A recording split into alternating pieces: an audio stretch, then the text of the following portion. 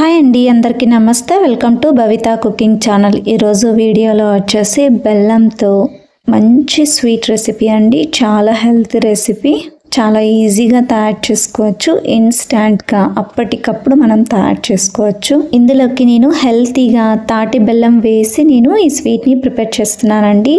ఇంకా ముఖ్యంగా డయాబెటీస్తో బాధపడే వాళ్ళు కానీ, డయట్ చేస్తున్న వాళ్ళకి కానీ ఈ స్వీట్ని తీసుకోవచ్చండి. ఎందుకంటే అందులోకి తాటి బెల్లం యూస్ చేసి చేస్తున్నాం కాబట్టి హెల్తీనే అండి. చిన్నపిల్లల నుండి పెద్దవాళ్ళ వరకు ప్రతి ఒక్కరికి చాలా హెల్తీ రెసిపీ అండి. తప్పకుండా ట్రై చేయాల్సిన రెసిపీ. మరి ఇక లేట్ చేయకుండా ఈ మిల్క్ బర్ఫీని ఎలా తయారు చేసుకోవాలో చూపిస్తానండి. అందుకోసం ముందుగా స్టవ్ మీద ఒక ప్యాన్ని ఉంచి అందులోకి 2 కప్పుల దాకా పాలను తీసుకోండి.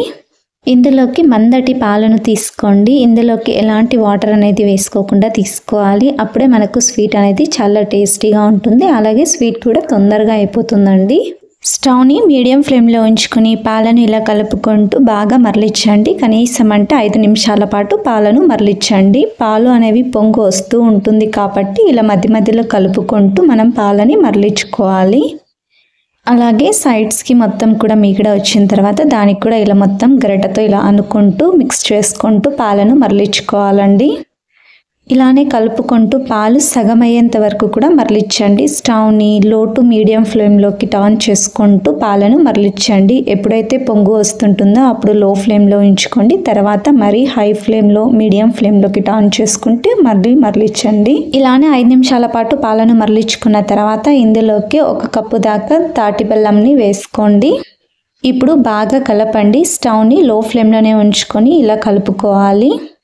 తాటి బెల్లం వేసుకొని పాలను మరలించుకున్నా సరే మనకు పాలు అనేవి విరిగిపోవండి. అదే నార్మల్ బెల్లం కానీ వేసుకుంటే కనుక పాలు అనేవి విరిగిపోతాయండి. అందుకోసమే తాటి బెల్లం యూస్ చేయండి. తాటి బెల్లం లేకపోతే కనుక లాస్ట్లో మీరు బెల్లం వేసుకోండి. అలా అయితే పాలు అనేవి విరిగిపోకుండా ఉంటాయండి. మీరు కావాలనుకుంటే పంచదారను కూడా వేసుకొని చేసుకోవచ్చండి. సేమ్ ప్రాసెస్లోనే చేసుకోండి. లేదా మీరు హెల్తీగా చేసుకోవాలనుకున్నప్పుడు ఇలా ట్రై చేయండి. చాలా బాగుంటుంది. టేస్ట్ కూడా చాలా బాగా వస్తుందండి.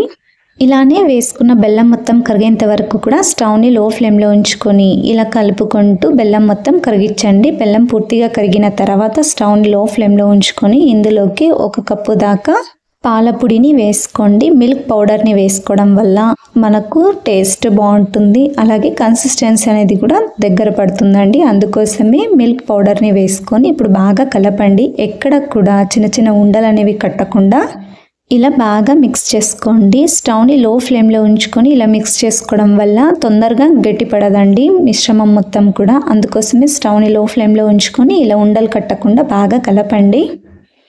పాలపొడిని వేసుకున్న తర్వాత స్టవ్ని లో ఫ్లేమ్లో ఉంచుకొని ఇలా కలుపుకుంటూ 5 నిమిషాల పాటు బాగా దగ్గర పడేంత వరకు కూడా ఇలా కలుపుకుంటూనే ఉడికించండి. మీరు కావాలనుకుంటే ఇందులోకి డ్రై ఫ్రూట్స్ని కూడా బాగా మెత్తగా పౌడర్లా చేసి కూడా వేసుకోవచ్చండి. అలా అయినా సరే చేసుకోవచ్చు. చూడండి, ఇలా మిశ్రమం మొత్తం కూడా దగ్గర పడేంత వరకు ఇలా కలుపుకుంటూ ఉండాలండి. ఇలా దగ్గర పడిన తర్వాత ఇందులోకి 2 టీ స్పూన్ల దాకా నెయ్యిని వేసుకోండి.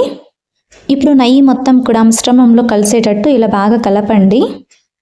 నెయ్యి మొత్తం కూడా పిండిలో బాగా పీల్చుకునేటట్టు ఇలా కలుపుకుంటూనే ఉండాలండి. స్టవ్ని లో టు మీడియం ఫ్లేమ్లోనే పెట్టుకొని ఇలా బాగా మిక్స్ చేసుకోండి. ఈ టైంలోనే మీరు కావాలనుకుంటే మరొక టీ స్పూన్ దాకా నెయ్యిని వేసుకొని మరొకసారి ఇలా బాగా కలపండి. ఈ మిశ్రమం మొత్తం మరి కాస్త దగ్గర పడేంత వరకు కూడా మరొక 2 నిమిషాల పాటు స్టవ్ని లో ఫ్లేమ్లో ఉంచుకొని ఇలా కలుపుకుంటూనే ఉడికించండి. 2 నిమిషాల తర్వాత చూడండి, ప్యాన్ నుండి కూడా మొత్తం సపరేట్ అవుతుంది కదండి. ఎక్కడ కూడా స్టిక్ అవ్వదు ప్యాన్కి. ఇలా ఈ మిశ్రమం మొత్తం కూడా అయ్యేంత వరకు కూడా ఇలా మిక్స్ చేసుకుంటూనే లో ఫ్లేమ్లోనే కలుపుకుంటూ ఉడికించండి. ఇలా ఈ మిశ్రమం మొత్తం కూడా ప్యాన్ నుండి సపరేట్ అయిన తర్వాత స్టవ్ ఆఫ్ చేసుకోండి. ఇది గోరువెచ్చగా అయ్యేంత వరకు కూడా పక్కన ఉంచుకోండి. నెక్స్ట్ మీ దగ్గర ఉండే ట్రేని కానీ లేదంటే ప్లేట్ని కానీ బాక్స్ని కానీ మీ దగ్గర ఏది ఉంటే అది తీసుకొని ఇలా చుట్టూ కూడా నెయ్యిని గ్రీస్ చేసుకోండి. మీరు కావాలనుకుంటే ఆయిల్ని కూడా గ్రీస్ చేసుకోవచ్చు. ఇలా గ్రీస్ చేసుకున్న తర్వాత మనం చేసి పెట్టుకున్న మిశ్రమంని ఇందులోకి వేసుకొని ఇలా బాగా ఈవెన్గా వచ్చేటట్టు ఇలా ప్రెస్ చేసుకోండి. మీరు దాన్ని లెవెల్ చేసుకునేటప్పుడు కాస్త స్పూన్కి అతుక్కున్నట్టు కనుక అనిపిస్తే అదే స్పూన్కి కాస్త నెయ్యిని అప్లై చేసుకొని నెక్స్ట్ ఇలా బాగా ప్రెస్ చేసేసుకోండి. అది మిశ్రమం మొత్తం కూడా సెట్ అయ్యేటట్టు ఇలా ప్రెస్ చేసుకోండి.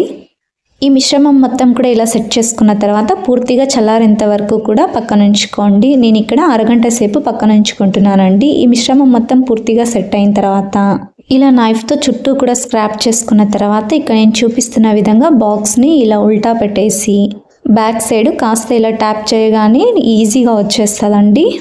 చూడండి ఎంతో ఈజీగా వచ్చేసింది కదా. ఇప్పుడు మీకు నచ్చిన సైజులో పీసెస్గా కట్ చేసుకోండి. అంతే, ఎంతో ఈజీగా తయారు చేసుకునే ఇన్స్టంట్ స్వీట్ రెసిపీ రెడీ అండి. తప్పకుండా మీరు కూడా ఇంట్లో ట్రై చేయండి. అలాగే మీకు ఎలా వచ్చిందో కింద కామెంట్ సెక్షన్లో కామెంట్ చేయండి.